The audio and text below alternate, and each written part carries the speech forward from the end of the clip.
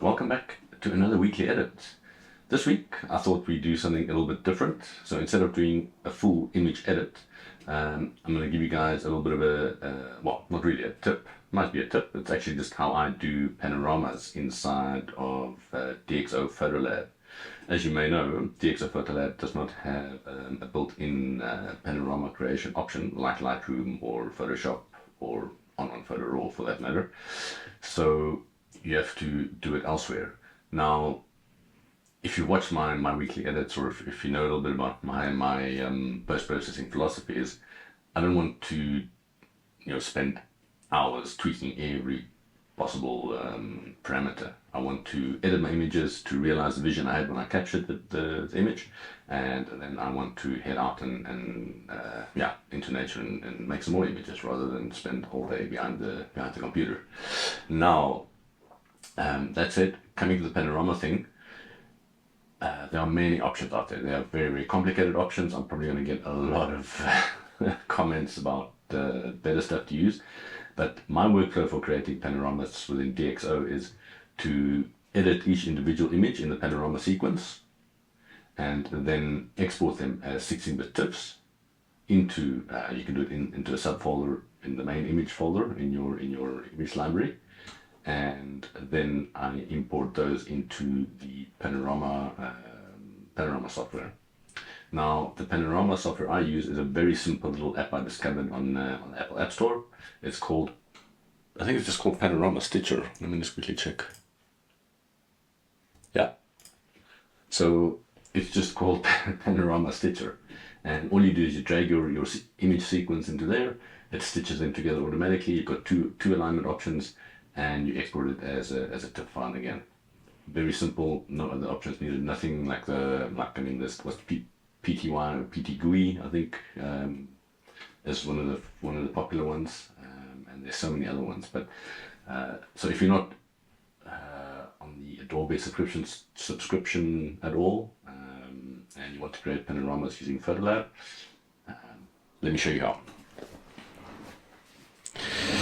So here I've got an image set open or folder open from a workshop in Namibia, and I've got this image set here from this was in Spitskoppe, as you can see by the image title actually, and so we have an image sequence here from left to right. So 1, 2, 3, 4, 5, 6. Now I'm just going to open up one of these images quickly. And so this is a Nikkor RAW file, NEF file, and you can see DxO has applied in the history panel here. It always applies the default, what's called the default preset. And if I just go quickly do it before after, so that's the RAW file, and that's just the difference between importing it into DxO PhotoLab. So RAW file into DxO PhotoLab. And we can also do it without lens corrections. So RAW file, import into DxO PhotoLab.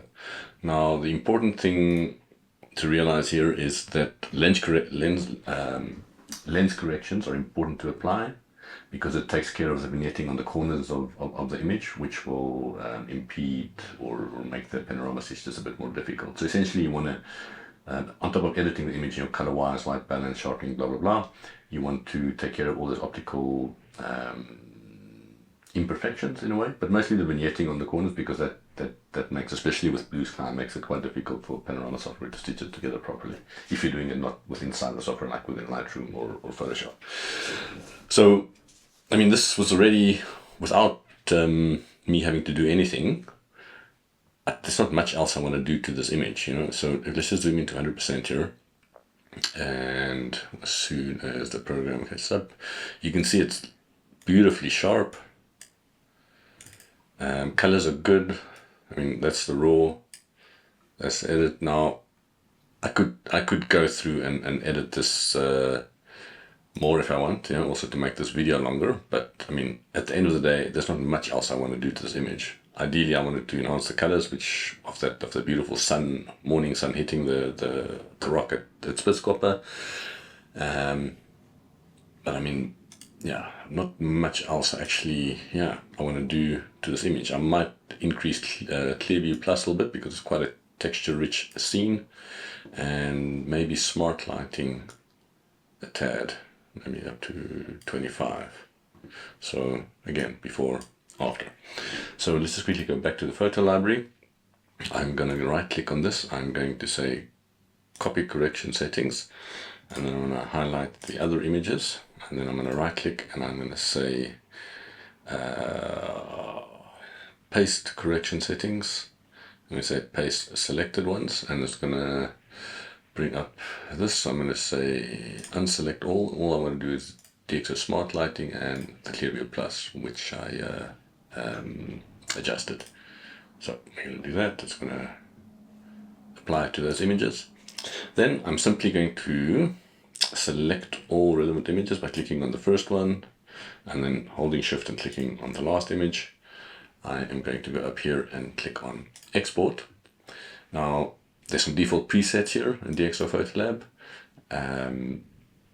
We'll do the TIFF option. It'll take a tad longer, but just to give you guys a proper demonstration, or what I do essentially. So it exports it a 16-bit TIFF. I'm going to do it to the desktop just so it's easier to find. And here you can put a default or a, what's the word? Some additional text behind the file name, just to be able to identify the images. So I generally do DxO Pano source, so it's my source images, and that goes into a subfolder inside the actual main image folder. In this case, I'm just doing it to the desktop just to speed things up a little bit. No resizing, nothing else selected. That's that. So I'm going to click on export, and it's going to start exporting it to the desktop. Now, let's just quickly go to the desktop. Where is the desktop? That's here. Desktop, there we go. So let's just wait for that to export quickly, and then while it's exporting, hopefully I can talk for long enough. Yeah, so essentially with this workflow, the biggest advantages, or my goal is to get the DxO quality, and then being able to stitch the panorama together and then work on it back in DxO again. So hence why we export the panorama as a TIFF file. Now, once these images are exported, or actually, sorry, once they're stitched together as a panorama, there's a little bonus tip or bonus workflow, or something I've recently started doing because of DxO's launch of ViewPoint 5 with ReShape Fusion, which is essentially where you can warp the image with inside DxO without having to head into Photoshop or to another piece of software. You can check out my review on DxO ViewPoint 5, but essentially, so if you do a panorama in Lightroom, if the panorama, like the edges are not not missing, but sometimes the panorama, the images are a bit warped, so it doesn't go all the way to the edge of the frame. And then you've got a setting in Lightroom called boundary warp, where you can pull the slider to the right, and actually will just sort of fill out the rest of the frame of the panorama by warping the images. Now, most panorama softwares don't have this option as far as I'm aware, and Panorama Stitcher, the app that I use, also doesn't. But now, because of the new addition to ViewPoint 5, which is integrated into PhotoLab, if you have the ViewPoint 5, you don't have to use it as a separate app. You can do it inside DxO. So then you can actually do the same. But it's probably easier if I show you guys. So let me do that. Okay, so here we've got the exported TIFF files. Now these are big files. 150 megabyte file, 16-bit uncompressed TIFFs. So I'm just going to select. Let's go to the other side of the screen. No, let's just stick here so you guys can see. Sorry. So I'm going to go to my panorama stitching software. I'm going to, then you can either just drag the images in here. So I'm going to select all my images on the desktop. I'm just going to drag them into this, and it's going to start stitching them. Now keep in mind these are 150 megabyte TIFF files, 5 or 6 of them, and it's stitching it in real time. I'm not speeding this up, so it's doing a pretty good job. I don't even have to waffle on for too long. Spare you guys that. And there we go. There is the beautifully stitched panorama. Now you can zoom in here, and you used to be able to zoom in here. You can zoom in just to check that out. So you can drag this the crop around, but that's not what we want to do. So you just want to keep it more or less in the center. Now you can see this is the warping I spoke about, and I'll show you guys how to deal with that, because normally what you would have to do is you can on the crop you can say inscribe, so then it crops out all it just keeps as much of the image as possible while cropping off all the parts that are outside of frame. Or you can leave it on superscribe, so essentially the whole image area, even with the missing parts here on the edges. And within this app you also have, if we go through the settings quickly, you also have different stitching or alignment options. Spherical, it's the one I use most of the time. You can do planar, it'll restitch it quickly. Let's see what that does.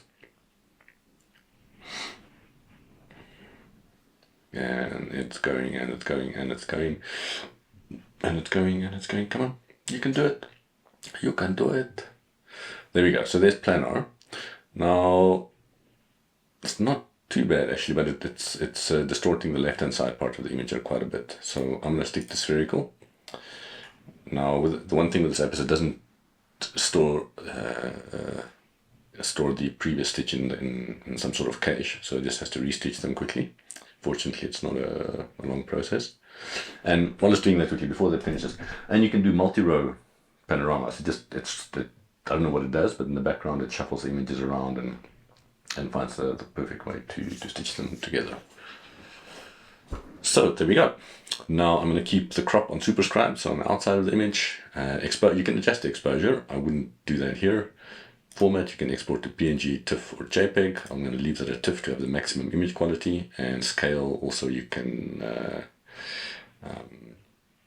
increase or decrease. You can export a smaller version if you want. Now just quickly while I remember, so the reason also why I first edit images inside DxO and then export them is because they're raw files with inside DxO, each individual image in the panorama sequence. So you have maximum dynamic range, maximum edit flexibility. If you export them as TIFFs without editing, stitch the panorama, export that, save it back as a TIFF, and then try and edit it, you're going to have much less editing latitude, if that makes sense. So let's just quickly save this. So we're going to click on save. It's going to probably ask me where to save. Yes, we're going to save that on the desktop. Now typically it will take the first image's name and make a little dash, and then the last image's name saying, okay, it's from this image to this image, .tiff. Now you can rename this if you want. I'm not going to do that just to save time. So I'm going to click save. So now it's going to save that. Okay, it doesn't take massively long. So that's saving that quickly. And once that is saved, I will head back into DxO and show you guys how we manage this these warped corners here without heading into another piece of software, which is quite nice. Okay, so that's been saved. So I'm going to head back to PhotoLab. Now I'm in my original image folder here, but the saved images are on the desktop, so I'm just quickly going to head to the desktop there, and there's our panorama with the original TIFFs. Now importantly, let's just double click on this image on the panorama. It's going to open it up. Now you can see here the colors are a bit nuclear. The reason for that is DxO, I have it set up to apply the default preset or image parameters for every raw file it opens. Now this is obviously not a raw file, so if we quickly click on before, that's how it should look.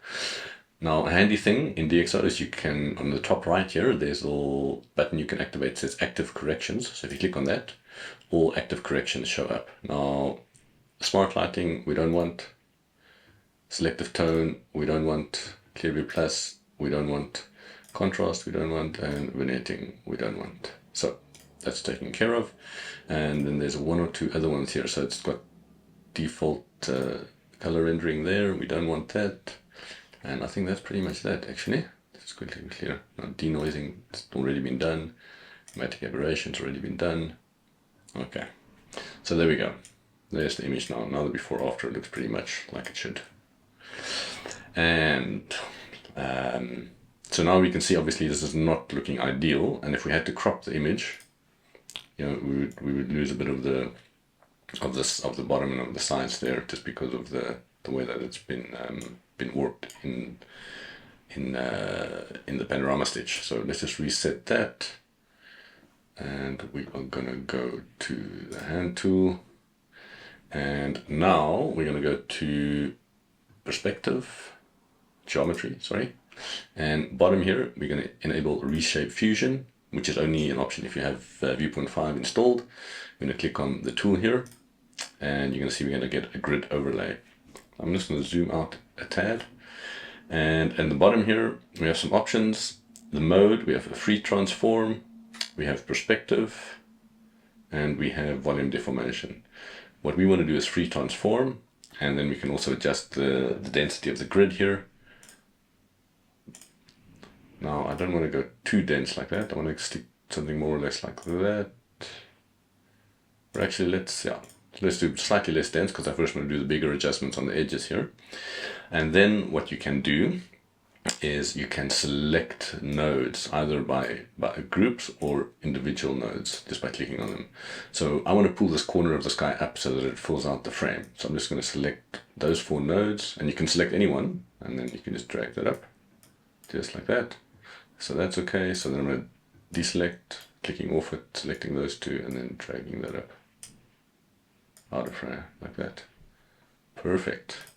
Deselect, and then I'm gonna do the same here for this edge.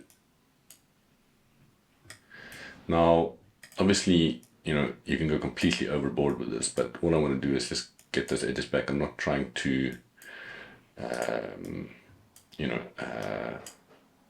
modify this image so that it's something completely different to what was actually on site. You know, I don't want to add kangaroos or flying saucers. I just want to correct a little bit of this Pano stitch deformation that happened. And again, this is something that was never possible within DxO.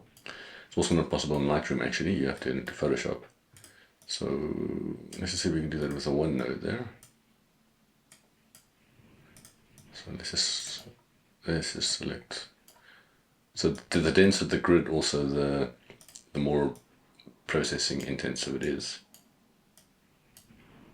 And again, we don't have to do every single node, because if you can leave a little bit on the edges there to crop off. I just want to get most of the image back. So like that, I think it's pretty good. And the last thing I want to do here, and we can actually do this within the same image or within the same adjustment, if you will, is select the tops of this mountain or rock formation like that, and just increase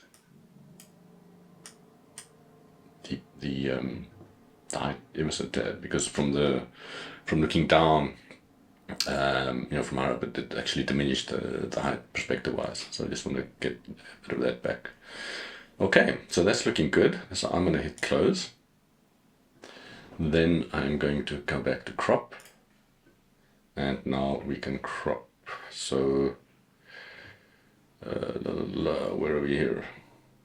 Crop is on original, but it's a panorama, so I'm going to go unconstrained. So I'm just going to bring the bottom up to about there. I'm going to bring the right hand side in to about there. The left hand side I want to bring in quite a bit. I'm not sure if I want that road out, but then I'm missing that shadow from that little rock bottom left. So I'm going to keep the road in there actually. And then I'm going to bring the top down just so we can get rid of that corner top right. And I'm going to click close. And there we go. A lovely panorama done in DxO PhotoLab with the help of a little app called Panorama Stitcher. And if we go back to the photo library, this is the desktop folder. There's our image sequence. Now, you can obviously, do a little bit of additional editing here. And let's just do a quick before after of what our adjustments were after importing the Panorama into DxO. So before, after, before, after. There we go. That's going to be that. Okay, so hope that was helpful. That's sort of my Panorama workflow within DxO. Very simple, very straightforward, and yeah, saves me time, saves me a lot of headache, and allows me to hand out Mac images sooner rather than later. If you have any thoughts or tips or advice for me, let me know down in the comments, and I will see you guys in the next one.